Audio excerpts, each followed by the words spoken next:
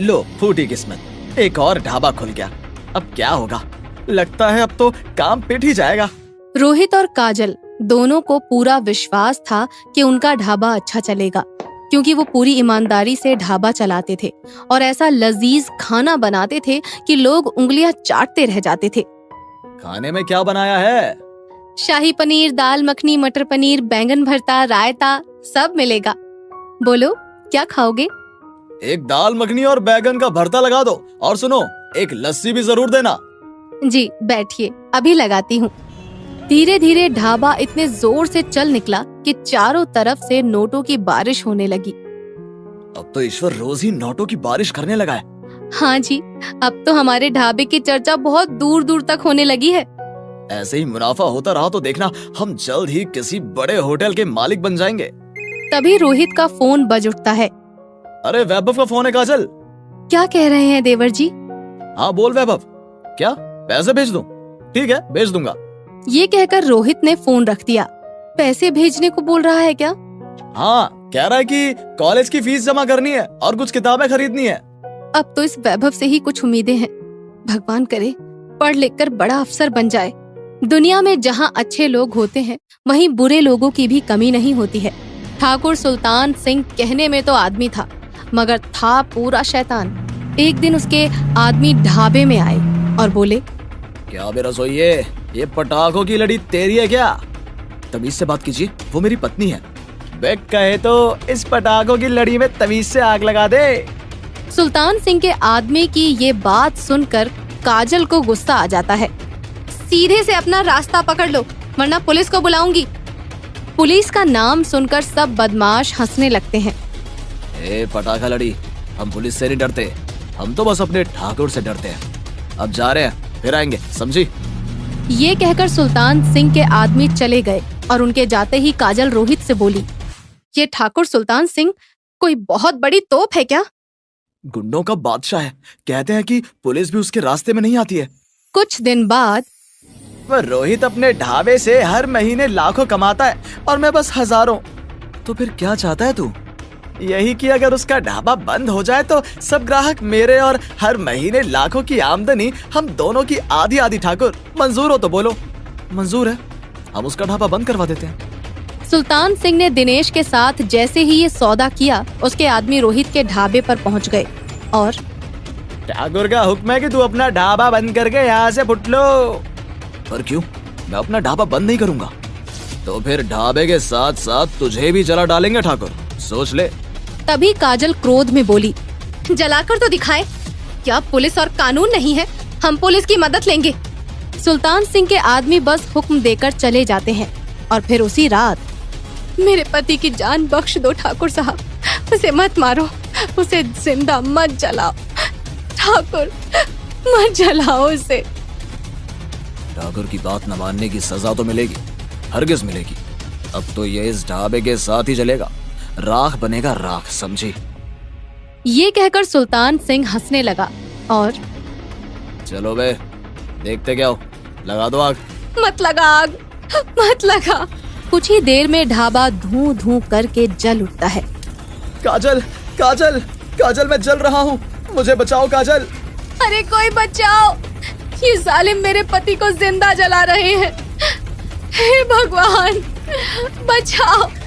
ठाकुर याद रखना, एक दिन तू भी ऐसे ही आग में जलेगा। पुलिस इसे हादसा बताकर फाइल बंद कर देती है और काजल हिम्मत दिखाते हुए फिर से ढाबा शुरू करने की कोशिश करती है। अरे ये तो वही मिट्टी का चूल्हा है। मिट्टी का चूल्हा ले लो बेबी जी, बहुत अच्छा चूल्हा है। पर हमारे यहाँ तो सब काम गैस पर होता है। तो क्या हुआ, एक चूल्हा तो रख ही लो और हम माँ बेटी को खाना खिला दो, बहुत भूख लगी है बेबी जी। काजल उनको खाना खिला देती है और वापस जाते समय वह औरत फिर से कहती है, देखना बेबी जी, एक दिन ये चूल्हा तुम्हारे बहुत काम आएगा। अब तो बस यही चूल्हा बचा है, मैं इसी पर खाना बनाकर खाऊंगी। ये कहकर काजल चूल्हा जलाकर उस पर खाना पकाने लगती है और तभी एक बस आकर रुकती है। क्या कुछ खाने को मिल सकता है? हाँ बैठो शहरी बाबू, मैं खाना लाती हूँ। ये कहकर काजल उसको खाना लाकर देती है और उसे खाना खिलाने के बाद सोचने लगती है, थोड़ा सा तो खाना बनाया था, वो इन बाबू को खिला दिया, अब मेरे लिए तो खाली बर्तन ही बचे हैं। चलो उन्हें धोकर मांज कर ही रख दूं। ये कहकर काजल जैसे ही बर्तनों को देखती है तो दंग रह जाती है। अरे ये क्या देख रही हूं मैं? ये बर्तन तो अभी खाने से भरा हुआ है, इनमें से खाना लेने पर भी खाना कम नहीं हुआ। ये कैसे हो सकता है? तभी काजल कुछ सोचकर मन ही मन खुश हो जाती है। अरे ये तो जादुई चूल्हा लगता है, अब तो मैं अपना ढाबा फिर से शुरू कर सकती हूँ। हाँ। ये कहते कहते उसे वैभव की याद आ जाती है और वो उसे फोन मिलाकर पूछती है, वैभव कैसे हो तुम? पैसे भेजूं क्या? नहीं भाभी, बस ये बताओ कि तुम और भैया ठीक ठाक तो हो ना? हाँ हाँ, हम दोनों ठीक ठाक हैं। तुम अपनी पढ़ाई पर ध्यान दो। ये कहकर काजल रोने लगती है और समय बीतता जाता है। काजल जादुई चूल्हे पर जो भी खाना बनाकर लोगों को खिलाती, शाम तक खत्म नहीं होता। ऊपर से खाना इतना स्वादिष्ट बनता कि लोग उस खाने की बड़ाई करते नहीं थकते। इतना लजीज खाना तो पहले कभी नहीं खाया। देखना आपका ढाबा फिर से चमक उठेगा। शहरी बाबू, ये सब करिश्मा मेरे इस जादुई चूल्हे का है, शायद ईश्वर का वरदान है मेरे लिए। तभी सुल्तान सिंह के आदमी ढाबे पर आकर काजल को धमकाने लगते हैं। क्यों रे, अब भी ढाबा चलाने से बाज नहीं आ रही? लगता है तुझे भी तेरे पति के पास भेजना पड़ेगा। आज के बाद यहाँ आकर बदमाशी दिखाई तो तुम सबको सबक सिखाऊंगा, समझे? अब इसे अकेला मत समझना। दिलीप हट्टे कट्टे शरीर वाला जोशीला नौजवान था, इसीलिए उसकी धौंस काम कर जाती है और बदमाश वहाँ से भाग जाते हैं। आज के बाद तुम्हें कोई परेशान नहीं करेगा। आप दूर ही रहो शहरी बाबू, वो सुल्तान सिंह बहुत कमीना आदमी है। मैंने शहर में ऐसे बदमाश बहुत देखे हैं, तुम चिंता मत करो। कुछ ही दिनों में जादुई चूल्हा और शहरी बाबू की मदद से काजल का ढाबा फिर से चल निकलता है, मगर दिनेश का काम पहले से भी ज्यादा खराब हो जाता है। इतना बड़ा कांड करके भी क्या हाथ आया? रोहित के मरने के बाद भी उसका काम मुझसे अच्छा ही चल रहा है।